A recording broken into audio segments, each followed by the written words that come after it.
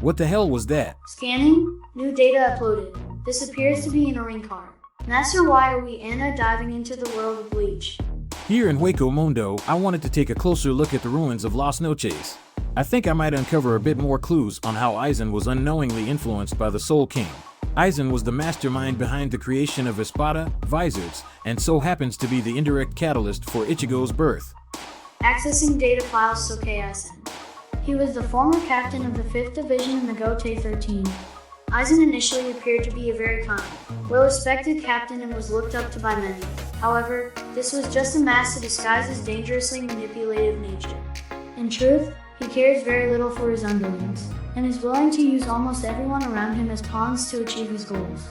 He is willing to stop at nothing to further his ambitions, including manipulating or killing anyone if he deems it necessary. At first, Aizen appeared like any other person obsessed with power. With his continued experimentation on hollows trying to transform them into Shinigami, he wanted to break the barrier between Shinigami and hollows to reach heights on the level of the Soul King. Aizen's true objective was to overthrow the King of Soul Society. As Aizen and his fellow traitorist captains were departing from the Soul Society, he told 13th Division Captain Yukite Jeshiro, "No one has stood on the top of the world, not even the gods, but he aspires to stand on the heavens and end the unbearable vacancy on the world's throne." Aizen was born special, so something had to push a potentially powerful being to get obsessed with going beyond his own limits. I believe that as a child the Soul King influenced Aizen, who in turn repeated this to others. What do you mean by that, Master? Knowledge that is put to use creatively can create a dangerous power, lead people to go to war, or instill a belief that what they are doing is for the greater good. There's an old saying that two people can keep a secret if one of those two are dead. Now, the Soul King no longer exists, and if Aizen wasn't in his current situation, I highly doubt he would snitch. Master WB, Aizen's knowledge of Ryotsu manipulation led him to create hollows that were close to Shinigamis, such as Menos capable of concealing their reality. Sometime after the hollowification incident and during his and then known as Ishin Shiba time as captains, a hollow created from the core of many Soul Reapers appeared in the real world. Ishin ended up facing this hollow, and before he could kill it, he was attacked from behind and saved by Masaki's interference. Ishin couldn't use his Bankai because of that blow in the back. Masaki was infected by that hollow dub white. Tozen expressed his shock and frustration at that event, saying it was a failure, but Aizen said that the results were interesting and expressed curiosity on how events would further unfold.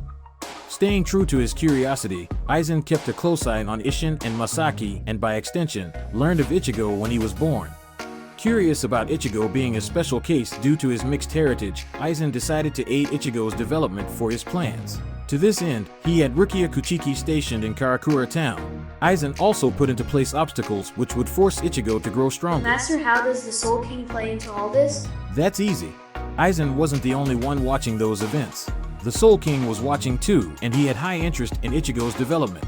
Now answer me this: did Aizen stop Tozen out of curiosity when they destroyed many failures in the past, or did something whisper to him to let it play out? Aizen was never one to gamble. He was too cautious, planning out all his moves in detail like a composer creating a music sheet for others to play to his tune. The Soul King knew something that Aizen didn't, and that was that all Quincy's have a programmed urge to kill him upon sight. All Aizen did was just created an additional better trump card the Soul King could use, a Quincy Soul Reaper. Aizen may have been the one that played with the events that led to Ichigo awakening his powers early, then placing the right opponents in his path to spurt his growth along so he can claim Keisuke's Hogyoku, merging it with his own. New data uploaded. Aizen sent Lukiora Cypher and Yami Largo to find Ichigo and report on his progress. After the mission is completed, Lukiora uses Salida Vista to show what he has seen to Aizen.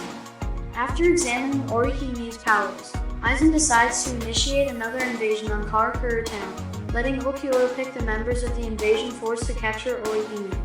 The ass-whooping Ichigo got from the Arankars is what made Ichigo seek help from the Visors, hollow-fighted Captain-class Soul Reapers that Keisuke saved over 100 years ago. His goal was to learn to control what he thought was his inner hollow, ignorant that those were in fact his Soul Reaper powers. This boy then pulled a Luke Skywalker and headed to save Orihime with only the basics of control. The moment they arrive, every Aranker knew and was just waiting for their shot to see why Aizen held high regards for Ichigo. Those constant fights allowed him to grasp an understanding of the powers he had and subconsciously let go of his restraints he didn't know was being placed on him. Of the two people watching his growth, Aizen was seeing what the power of a true hybrid could unleash and was happy at the thought of him having an even greater power. But Master wants Orihime use her Sodom Kisun to truly awaken the Hogyoku. Aizen made his move. And that too, I believe, was the Soul King's doing, being impatient once more. There was no rush as his espada wasn't perfected yet. The numbers weren't set in stone with him having the strongest 10 members. He didn't have a plan A, B, or C. He just winged it and went with the flow. That's something out of character from him. If the Hogyoku is like the matrix of leadership, then once it was fully awakened, the Soul King had full access to whomever came in contact with it. So, like how the matrix of leadership is a link to Primus, the Hogyoku was the same for the Soul King? Bingo! The Hogyoku ensured that the Godei 13 were nothing but ants before him. And no one thinks about ants when they are walking to their destination. But that trump card the Soul King was growing turned out to be a hindrance to his almighty plan. Not realizing his soon-to-be freedom was giving him tunnel vision, Ichigo sacrificed his power to stop Aizen. While being sealed, Aizen let out the true reason for his actions. Kisuke Urahara, do you know how much I despise you?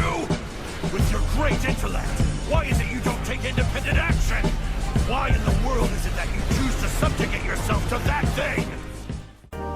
But no one realized that he just ratted out the secret plot of the Soul King. And the reason Ichigo regained his powers was the Soul King doing too. What does the final Getsuga Tencho and Quincy's Let's Still have in They common? both caused the user to lose their powers. And what can a Quincy whom lost their power Gain do? their powers, but master the only way to restore the Quincy powers lost to Quincy Let's Steal is to exhaust the body to its limits and then pierce it 19 millimeters to the right of the heart with a single spiritual arrow. And Kisuke Urahara just so brings in front of the 1st Division Commander a spirit sword with the sole purpose of restoring Ichigo's powers. On top of we have a known stubborn head captain that had all vice captains and above Soul Reapers place their race to into that very blade and use it on Ichigo when he was what? Exhausted from having his full ring taken? If you can't see the Soul King's hand in those events, then Tosun wasn't the only blind one.